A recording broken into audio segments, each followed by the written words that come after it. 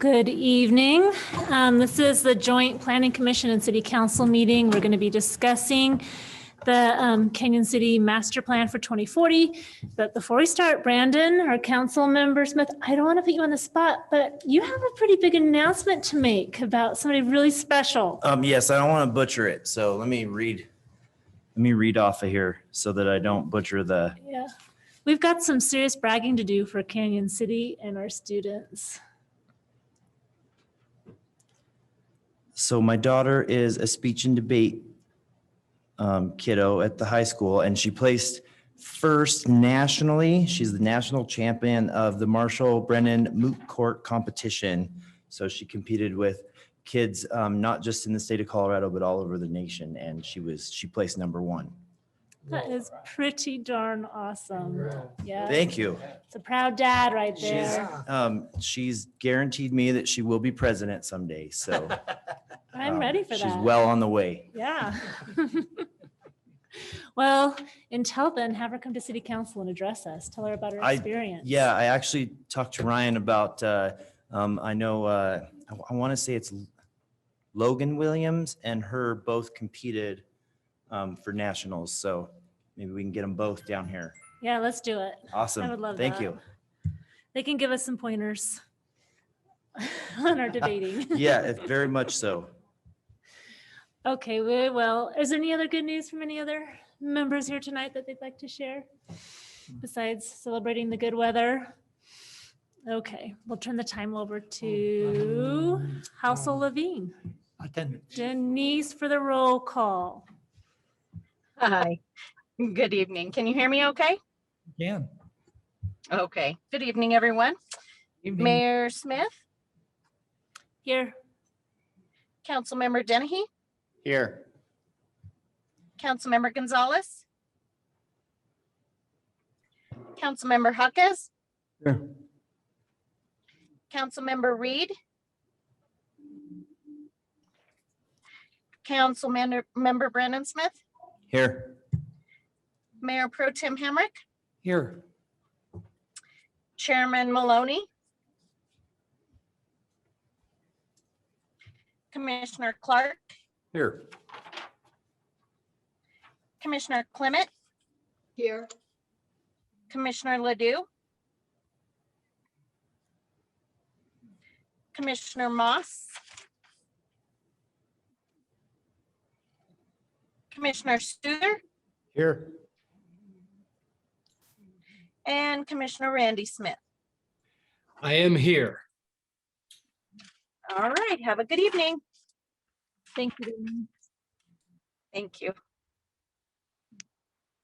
And turn the time over to Patrick Mulready, our city planner then. So good evening, members of council and planning commission. This evening, we are going to continue on with the work being done for the city's comprehensive plan update. Before I turn it over to Josh to talk a bit about chapters 5, land use and development, and 9, parks and open space, I'd like to hand the floor over to Jackie Wells. You will recall she gave the presentation at the last time we were together where we went over the first 5 chapters of the new Unified Development Code. We wanted to update you as to where those were in response to that meeting, what sort of status they were in, and where you can find them if you would like to review those changes. Jackie? You're on mute. You think Hey, I learned Patrick. by now. Sorry about that, everybody. Good evening, and thank you all so much for having us back again. Excited to give you an update on where we're at with the UDC. So at our last meeting, we went through chapters 1 through 5 and got lots of great feedback, had good discussion on these chapters. We've incorporated all of that feedback as well as some of the grammatical updates or sort of word choice updates that were sent to us prior to the meeting. So all of those revisions and feedback have been incorporated. So draft chapters 1 through 4 are available on the pictureCanyonCity2040.com website, so on the project website. But the city attorney is still working on some final revisions to chapter 5 and has asked us to hold off on posting that on the website until she's able to finalize those. So once we get that additional feedback from her, we'll get chapter 5 up there as well. And we are steadily working through the remaining chapters, so 6 through 12. Had some great conversations with Patrick. He's been a great help in helping us work through all of the complexities and the processes and how to best revise them for Canyon City. So I thank him for all of his time. But yeah, if you guys have any questions or any comments about how those revisions have been incorporated, please let us know. Sure. I have a couple that it really looks good. These are really just very minor, but so I do have a copy of chapters 1 through 4, and the page numbers are goofed up. So that's a global comment. Okay, we will take a look and get that updated and get a fixed version up on the website as soon as we can. Thanks for putting that out for us. Great. And then on the first page under general provisions, yeah, under 020, the statutory authority, it starts off by setting up the bullets that follow. And it says, the last part of it says, to implement policies and action is called for in the comprehensive plat and other adopted city ordinances, regulations, policies, and plans by, and then number 10, it says to eliminate, that should be eliminating. Okay. And then number 12, the by is repeated, and so that just needs to be struck. And that's the sum total of my comments. Wow. Very good. And I'm sorry, the very last one is for item 12. Yes. Thank you.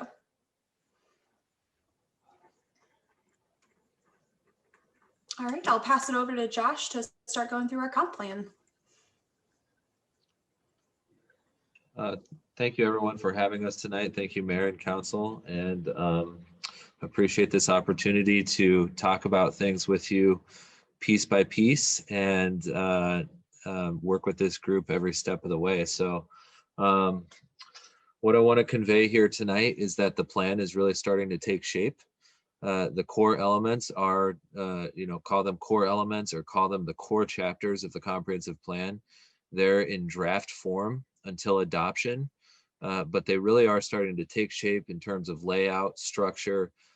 These chapters that you have in front of you, chapter 5 and chapter 9, are pretty close to what we think the final comprehensive plan will look like. So not suggesting that they're in final form now, and we still need feedback from Planning Commission and Council and from the public, but the chapters that you have in front of you are ready to start reviewing. So land use and development, which you already saw last time in more of a memo format, and then the subsections of that chapter, which are new to you this time, economic development and housing and neighborhoods, and then a standalone chapter, parks and open space, which includes things like environmental hazards and resiliency. So the images I'm going to show you are the same as what are in your packet in front of you. You should have these chapters in front of you.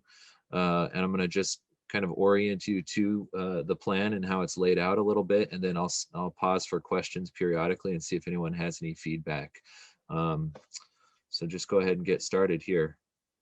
Again, this is the land use and development chapter, which last time we met with this group was still in sort of a memo format. So last time you saw a PDF in kind of like looked like a Word document with the map, the maps attached.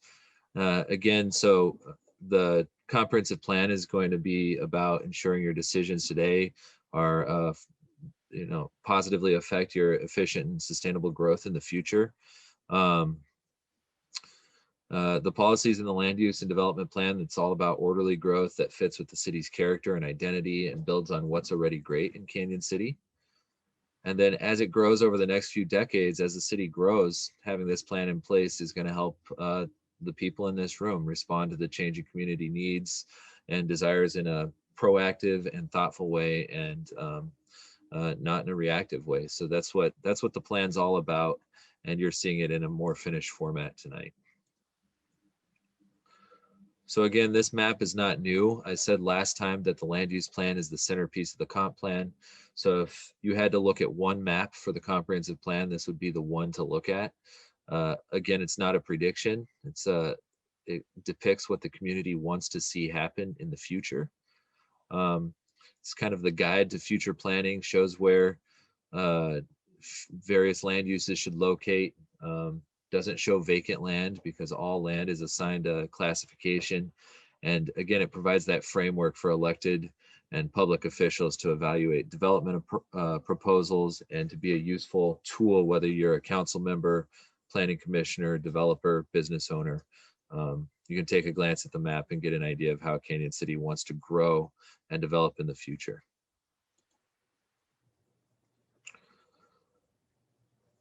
So last time these land use classifications didn't have the pictures and maps associated with them.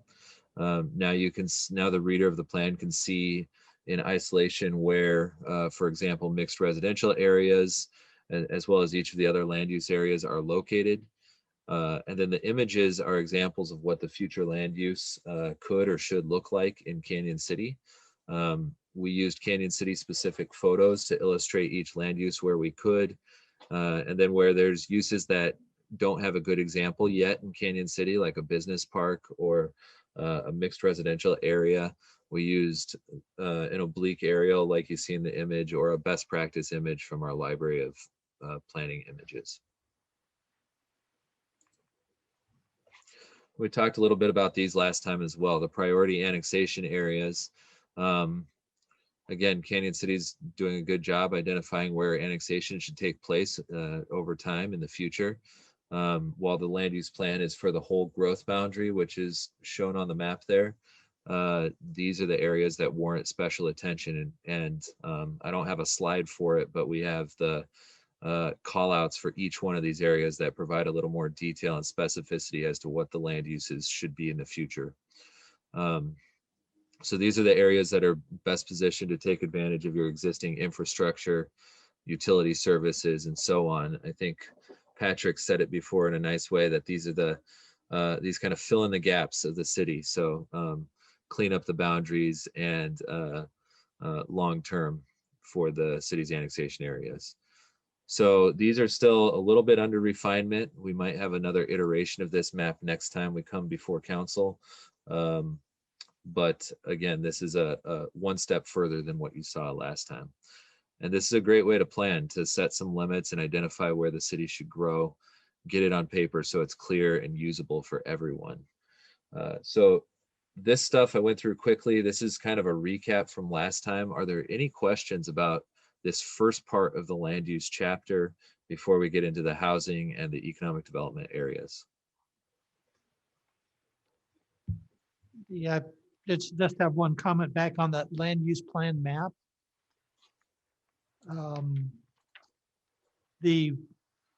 They're at Harding and 15th Street on that map, at least the copy that I have.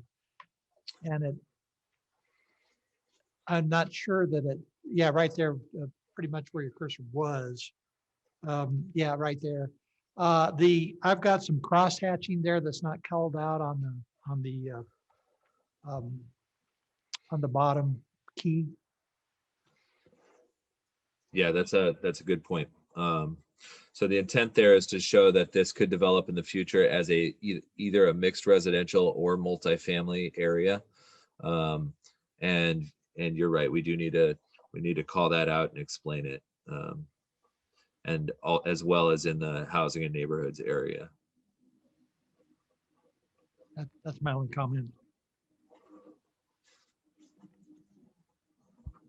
Any other comments or questions?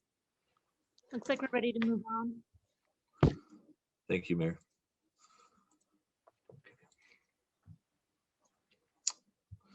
So the next two core elements, housing and economic development, these are really subsections of the land use plan. They should offer more specificity about the type and character of the city's residential areas and its commercial areas. Policies and recommendations in the, policies and recommendations in the framework should ensure that quality housing continues to be a staple of Cañon City, of the Cañon City community. establish a balance of housing types, ensure compatibility between the city's commercial areas and its residential areas, and encourage connection and compatibility between new and existing residential development areas, and then promote development of a diversity of housing types, sizes, and price points that's right for Canyon City, and just overall enhance the city's character and identity as a great place to live. So this map, you can see the colors are intentionally different than the land use map. They don't reflect the land use colors. We call this a framework rather than a land use map. And the definitions in text are intended to provide further insight into the type and character of the city's neighborhoods. So to your point about the hatching, this would be another spot where that should be called out, and we will make sure that that happens in a future iteration of this draft. So again, I just want to open it up to any questions about the housing and neighborhoods framework as a subset of the land use and development plan. So just to comment on the colors on this map, on the copy that I'm looking at, and it could be copier specific, you know, printer specific, that the colors, but some of the colors are very difficult for me to discern the difference between the two. And you might think about either the light yellow or the light green, you know, maybe cross-hatching one of those just so that it's there's a better contrast there, especially if you're copying this, you know, on a copier, that these colors may not come through at all. So they'll cross-hatch. Yeah, absolutely. That's something we can do, and we can certainly in our office also print some examples and make sure we're looking at a paper copy in addition to a screen copy. So thank you. I took note of that. I have a question on the recommendations that you provide for citywide policies.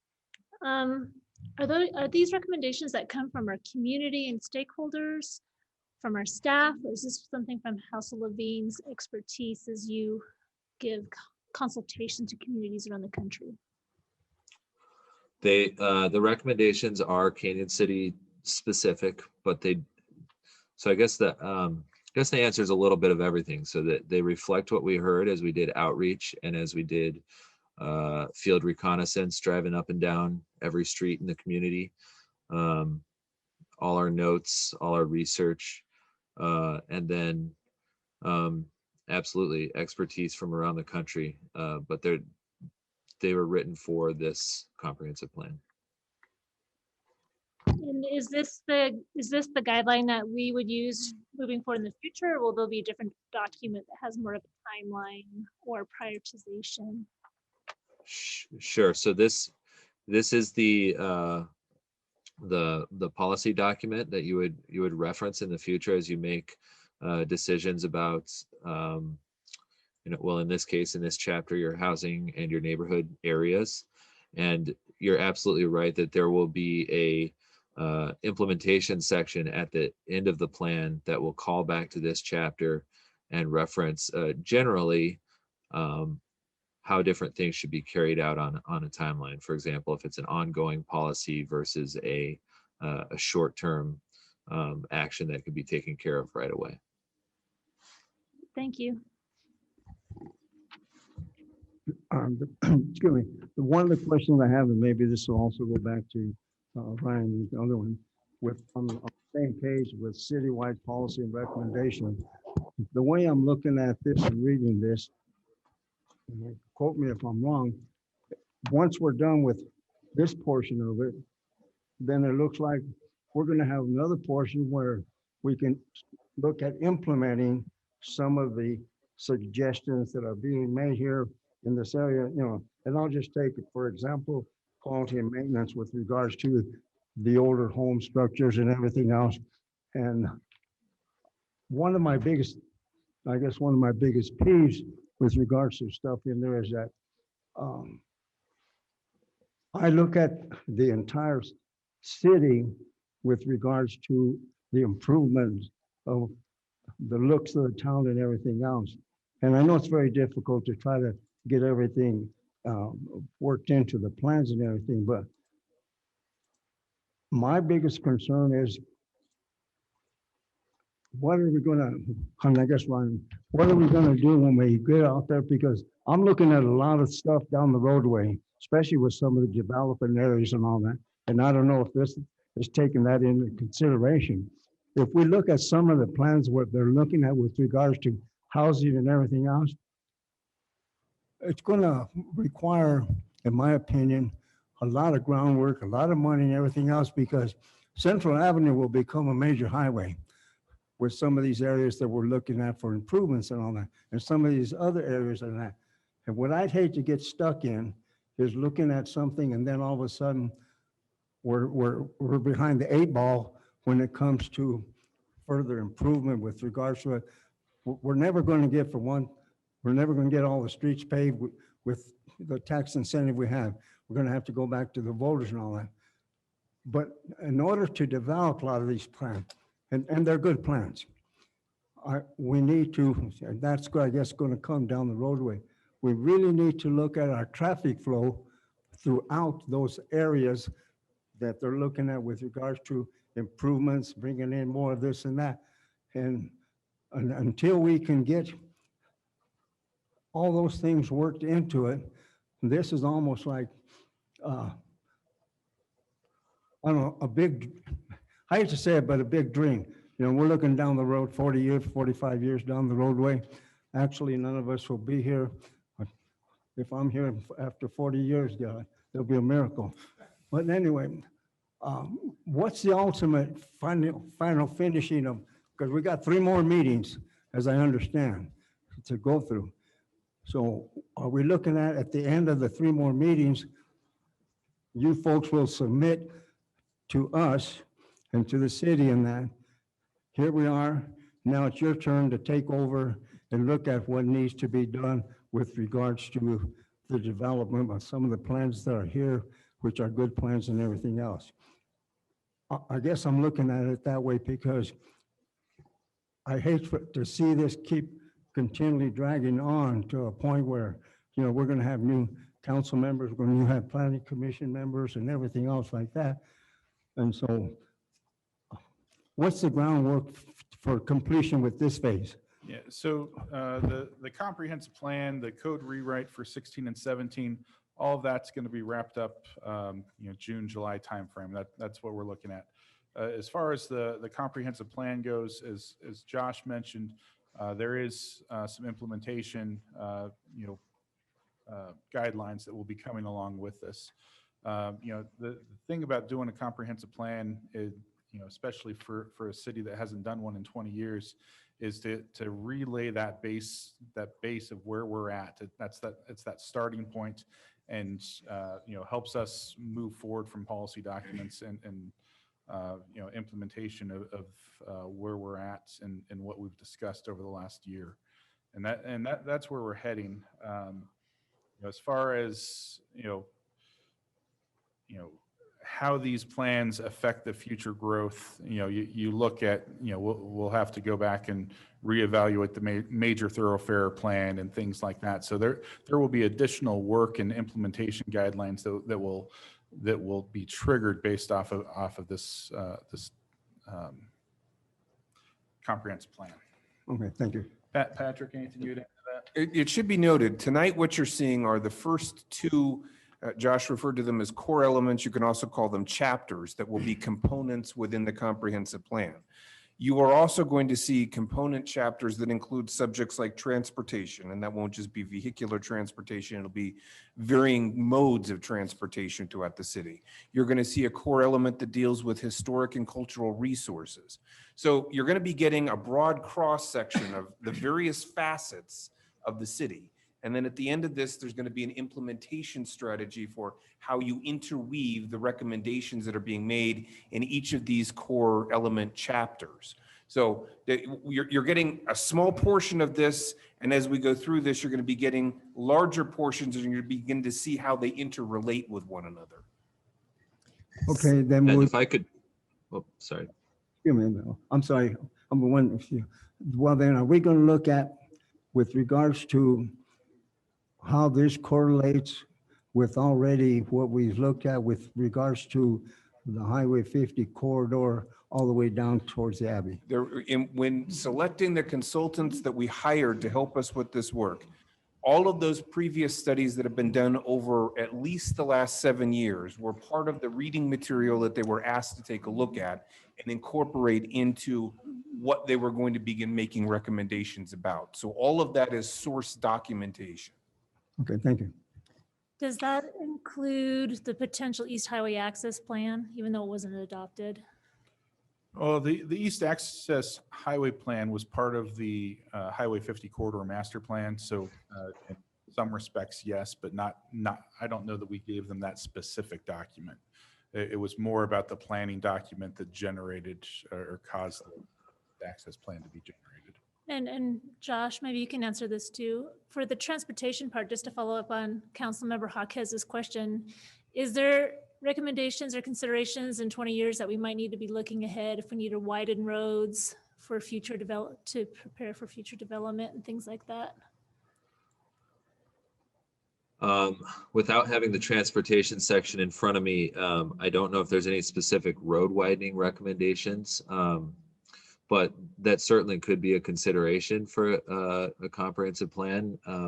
One, I'm not a transportation planner. We do have JR Engineering on our team to assist with that side of things. One thing I know about widening roads is it has to be done carefully and thoughtfully. So sometimes traffic is kind of like sand in an hourglass. It fills the area that it has to fill. So widening roads is something that sometimes can take more detailed study than simply a recommendation in a comprehensive plan. But if there's areas where the transportation section of the comprehensive plan thinks may need additional study for more capacity, that could be a recommendation of the plan. Okay. Did Josh have something else you wanted to follow up from Councilmember Jaquez's comments? Yeah, sure. I think Patrick and Ryan stated it well, but absolutely, the council member mentioned 3 more meetings and what's coming next. So just like Patrick said, by the time we get through these remaining meetings, this document, you won't be seeing chapters 5 and 9. You'll be seeing all the chapters together, as well as the introduction and the implementation section. Another way of thinking about the implementation section is thinking about it like a checklist, where staff and council can go down the line and see all the recommendations that are contained in the plan and kind of use it as a tally to see where the city is with relation to its plan each year or every couple of years. And absolutely an upcoming core element or chapter of the plan, which I believe we'll be reviewing next time, is the transportation plan. So there's a benefit to viewing these like we're viewing them tonight in digestible chapters. And there's certainly going to be a benefit to reading the whole thing together as one document and seeing how it all connects together. It's going to be cohesive, and council member, you're absolutely right that it's all connected: transportation, land use, housing. But it's I would say it's not just a dream. It's a document that can be used as the city goes forward. So to assist with decision making, so that the decisions aren't just dreams and that they're grounded in reality and in a path that transcends council members as council members come and go, and as staff comes and goes. This document should continue to provide that guiding direction for several years to come. And Josh, I'd like to react a little bit about what you said about widening roads. You said carefully, widening roads needs to be done carefully and thoughtfully. And I would add a third qualifier on that, and that's early. Before it's too late. Before it's too late. That is true for sure. Yep. Yes, If you build there, you can't widen. I'd just like to point out that I like how you have that written up with the residential growth, where you target, first of all, the infill housing, and you give a suggestion such as the city has control over the water tap cost. That might be an incentive that the city could do to get some of those houses, because the infrastructure is already there, because that's one of the biggest things that you're talking about is infrastructure. And then secondly, who's talking about the new residential development of continuing to complete the ones that are already partially filled up. So that's a really good thing too. And he brought up some of the statistics that show that rental properties are very difficult to come by. And that's not only here, it's all over. The price is just going very high. And that really ties into another thing that they pointed out, as far as if you're trying to attract jobs and trying to get some industry in here, and you have no place for the people to live, no affordable housing, whether that be affordable housing for renters and or for people wanting to own their own homes. So, and the only thing that I really saw there was that, you know, we're talking to some developers, but we might need to look at some different alternatives, because developers are very difficult to attract. Because I just was watching the news up in the Springs, they're talking about that. And a lot of times those developers are going to go where the money's at. So that's, to me, that's a very, very integral part of everything in the community is the housing issues. Thank you. And I actually really appreciated the ideas of the incentives as well, especially for infill. And on a personal note, I really liked the suggestion, and Ryan, you already know what I'm going to say, and that is an incentives or maybe a partial reduction on water tap fees for multi-unit housing. We're looking at a development, my husband and I, and my suggestion is not just for myself, but for because there are a few other developers that are doing multi-unit housing right now. And you have to pay a water tap fee for every single unit. So if you do 4 units, that's $20,000 just for the water tap. And that is a big disincentive for developers to come and just all these fees before you even pull out a hammer.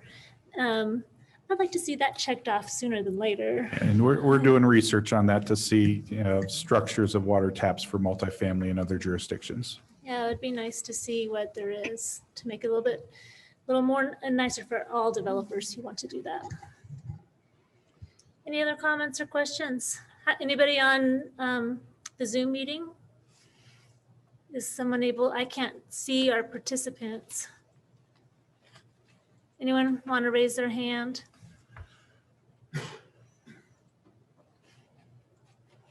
All right, let's move on then. Thank you. Okay, so again, economic development subset of, or a subsection of the land use and development chapter. This section is all about strengthening Cañon City's position as a in the region, providing residents with convenient access to everyday goods and services, looking at increased opportunities for employment, strengthening the tax base, and ensuring compatibility between residential and non-residential areas. So those areas where neighborhoods come up against commercial nodes and commercial corridors.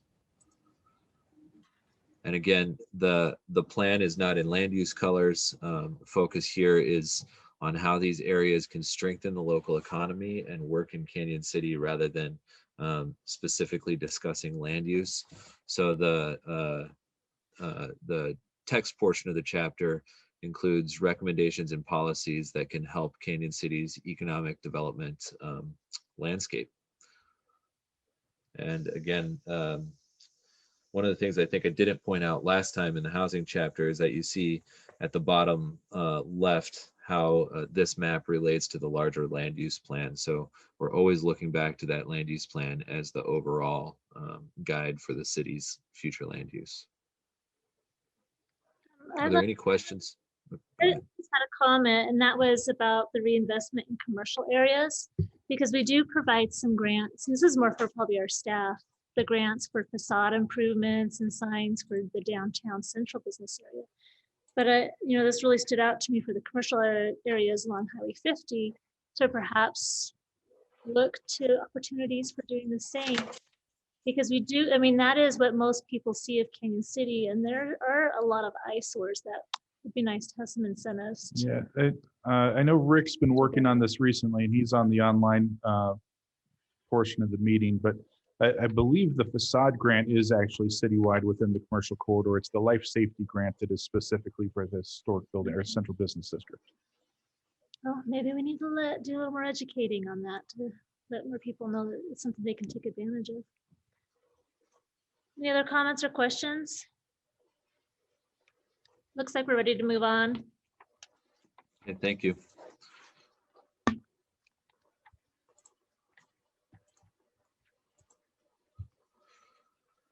So the parks and open space section or chapter is a little bit different than the land use chapter.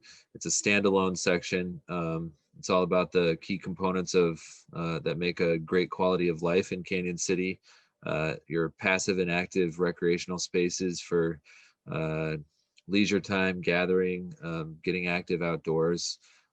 And then this section also includes examination of environmental features and resiliency, which contribute to the city's natural beauty and sense of place. So really defining those special natural areas that are on that in the growth boundary and on the outskirts of the community that need to be preserved to maintain Canyon City's character.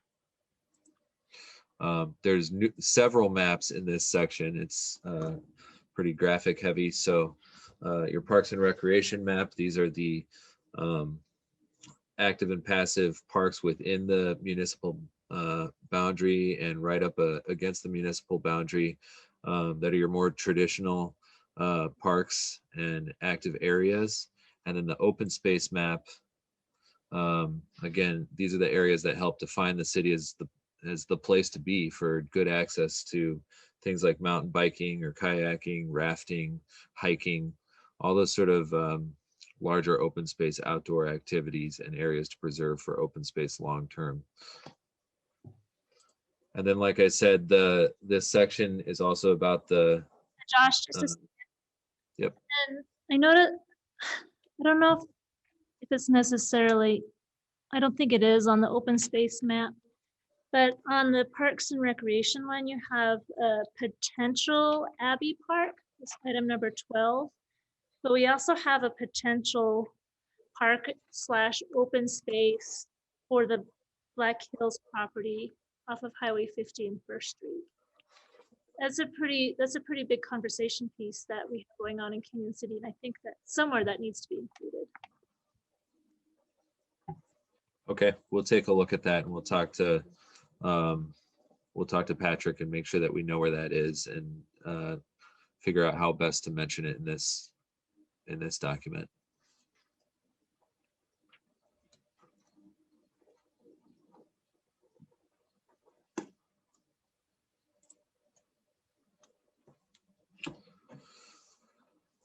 Okay, so yeah, like I said, the open space areas, these are the areas to get out and enjoy the natural areas that surround the city and make it special. And then this chapter also gets into hazards that affect the community, like drought and fire, and provide recommendations for long-term resiliency and sustainability with regards to the natural areas in open space. Are there any questions about this section?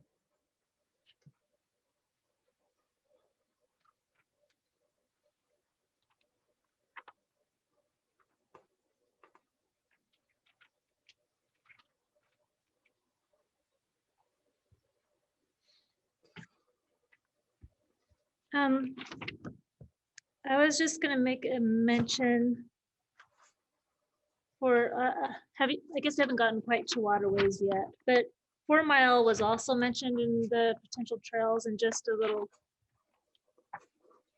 for staff that may not have been here or planning commissioners and council members. 4 Mile Creek, especially coming from Cripple Creek and connecting Oil Flats and Red Canyon and then coming into Canyon City for trails was a really controversial subject for those private property owners. So I think we need to be really sensitive about that. That would probably be lower, really low on our prioritization, especially for the areas that's not even in Canyon City boundaries. Mayor, are you looking at, I don't have this page on my presentation, but are you looking at page 49 in your document? So it's both page, yeah, so it's page 49. And it's on the second column, first paragraph. And then again, it talks about 4 Mile Creek on page 55.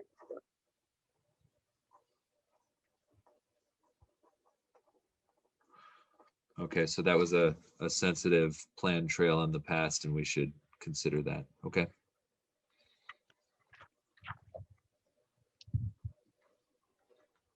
Any other questions or comments? Yes, I do. I have a comment.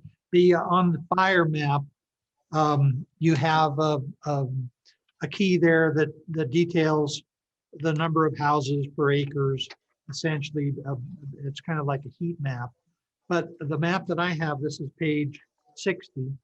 For a large part of the central Canyon City area, there doesn't seem to be a color. It has a color, but there's not a color called out on the key indicating what the density is there. And I don't know, maybe that's intentional, but that kind of left a question in my mind. Okay, thank you. I don't have an answer to that one right now, but I'll circle back with our GIS team and our consulting team with Tetra Tech, and I'll ask about those questions where there look to be those gaps. And I'd like to bring us back to page 57, and that was for the Griffin Park hydrology and the study on the Reynolds, particularly the bridge. Neither one of those are in Canyon City limits. Is this included because it could potentially be annexed into the city, or because it's so imperative that we need to build bridges with these entities to get these projects done? It's certainly the latter, the collaboration with other entities to get significant river projects done. That's always true when you're looking at waterways, but also these are still in the growth boundary. So long-term, I think the city may have some influence in how it interfaces with the river. Okay, so it was interesting that we have all these recommendations for property that we have no control over. And then going to page 60 under the fire mitigation, and this is talking about how we need to have an action plan that documents, if there was a fire disaster. Isn't Michael Kroll already doing that for Fremont County, Ryan? He's been doing a lot of hazard mitigation plans. Yeah, they're working on a hazard mitigation plan now for the county. Okay. Any other comments, questions?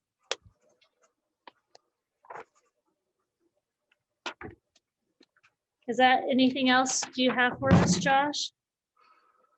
That's pretty much it for tonight. We're just looking at these few sections, and then we'll have a similar meeting to go over the next sections.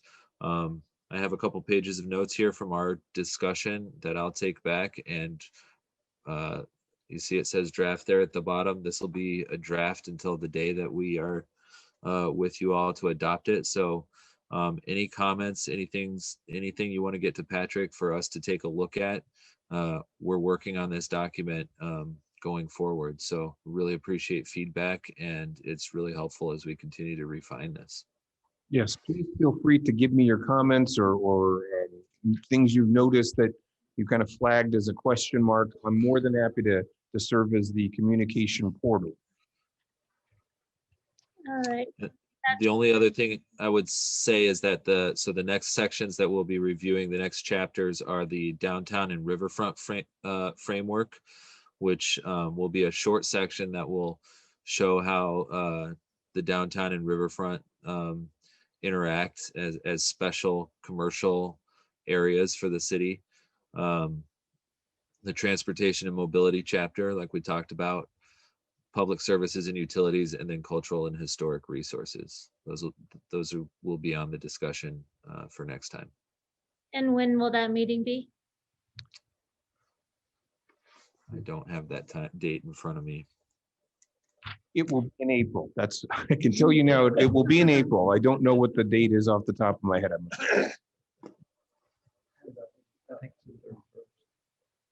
Oh, it's in our city council pamphlet. And You I believe I opened it sent an already? email out to Planning Commission and Council that highlighted the forthcoming dates as well, and I can resend that if you'd like. All right. So- Any other final comments? Well, yeah, just a question I'd like to ask Josh and Jackie, from your perspective, maybe give us just a little reaction, how you